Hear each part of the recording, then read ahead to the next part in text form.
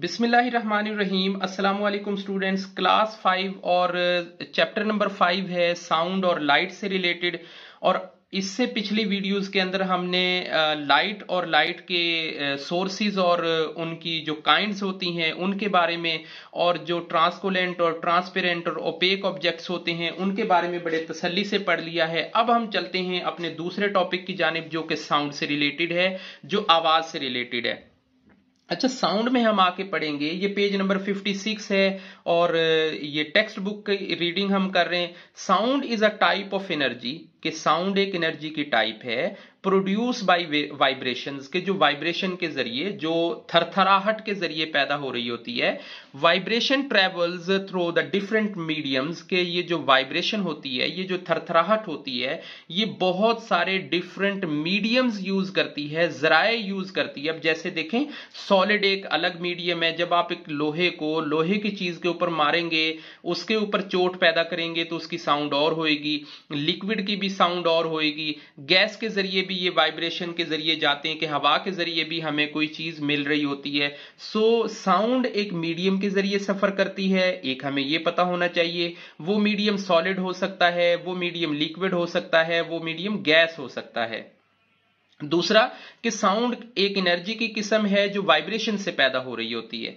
अब हम देखते हैं कि जब साउंड पैदा हो गई है तो ये ट्रेवल कैसे करती है। ये कैसे होता है कि ग्राउंड के एक कोने पे खड़ा हुआ बच्चा जब आवाज देता है तो ग्राउंड के दूसरे कोने पे खड़े हुए बच्चे के आवाज उसे सुनाई देती है। या जब एक स्पोर्टिव प्लेयर दूसरे स्पोर्टिव प्लेयर के साथ बात कर रहा होता है या कम्युनिकेट कर रहा होता है, तो वो आवाज का सोर्स कैसे पैदा हो रहा होता है। When an object vibrate, जब हम अपनी जबान से, अपने मुंह के जरिए वाइब्रेशन पैदा करेंगे हवा के अंदर, या कहीं पे कोई वाइब्रेशन पैदा हो रही होगी, it make a adjacent particle of the air vibrate, कि ये हवा के अंदर कुछ पार्टिकल्स हैं जिनको ये वाइब्रेट कर देते हैं, हिला देते हैं, थरथराहट पैदा कर देते हैं, वाइब्रेशन पैदा कर देते हैं। These vibrations are further transferred the neighbouring particles, और ये वाले जो पार्टिकल हैं ये उसके साथ वालों को जो इर्ताश है, जो वाइब्रेशन है, वो पैदा करते हैं। यानी जैसे जैसे ये मैसेज पास होता रहता है, जैसे समझ लें कि आप एक रॉ के अंदर खड़े हुए हैं,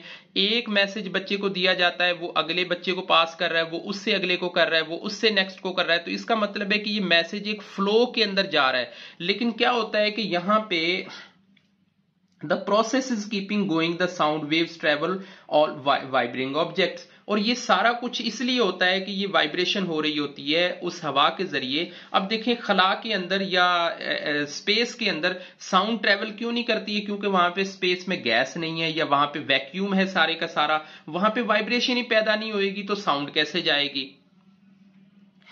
how you इवर dropped a stone, कि कभी आपने have you इवर drop a stone in the still water in a pound, के कोई पानी जहां पे खड़ा हुआ होता है, रुका हुआ होता है, वहां पे कभी आपने कोई पत्थर फेंक के देखा है, कोई ड्रॉप करके देखा है स्टोन को। You must ever seen how waves travel around the point of the stone we drop, के जहां पे हम उस पत्थर को, उस टुकड़े को फेंकते हैं। जैसे हमने ये एक पत्थर किसी पाउंड के अंदर फेंका, तो क्या हुआ कि वहां से वो गोल गोल लहरें आहिस्ता आहिस्ता निकलती रहती हैं और वो आती रहती हैं हमारे शोर्स की जानिब, हमारे किनारे की जानिब आती हैं। साउंड भी बिल्कुल इसी तरह से ही ट्रेवल करता है।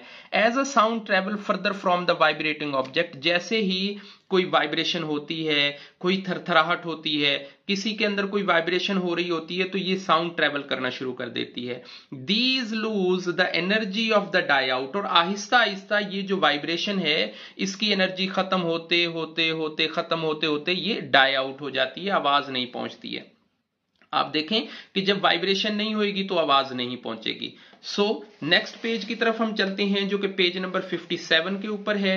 पेज नंबर 57 पे हम देखेंगे from the point where we originated, के उस पॉइंट से जहां से हमने आवाज को छोड़ा था, जहां से हमने ओरिजिनेट किया था आवाज को, वहां से वाइब्रेशन जैसे जैसे कम होती जाएगी वैसे वैसे उसकी जो आवाज की जो फ्रीक्वेंसी है वो डाउन होगी, वो खत्म हो जाएगी। हमने साउंड और ये साउंड कैसे ट्रेवल करती है ये पढ़ा। अब हम देखते हैं कि स्पीड ऑफ साउंड क्या होती है, या स्पीड ऑफ साउंड की स्पीड और साउंड का कंसेप्ट क्या होता है। The sound speed is different speed depending on the medium of the travel through.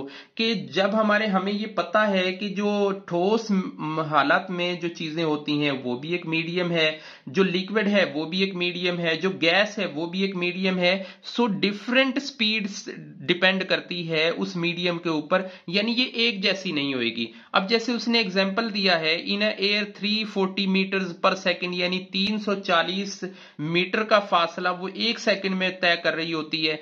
इसी तरह से अगर स्टील बॉडी है तो वहां पे 5000 मीटर्स पर सेकंड वो जा रही होती है। इसी तरह से वाटर के अंदर ये 1500 मीटर पर सेकंड जा रही होती है, और एयर के अंदर ये 340 मीटर्स जा रही होती है।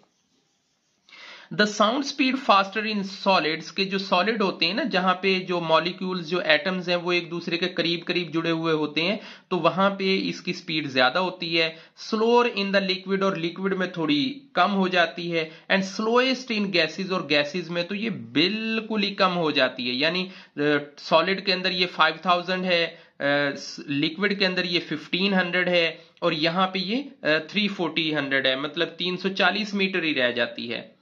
It is because the solid and liquid particles closer, ये सिर्फ इस वजह से होता है कि सॉलिड में जो पार्टिकल्स हैं वो क्लोज होते हैं, लिक्विड में थोड़े थोड़े थोड़े थोड़े दूर होते हैं, और गैस के अंदर तो बहुत ही ज्यादा स्पेस होती है, इसलिए वहां पे ट्रेवलिंग ज्यादा दूर तक नहीं हो सकती है।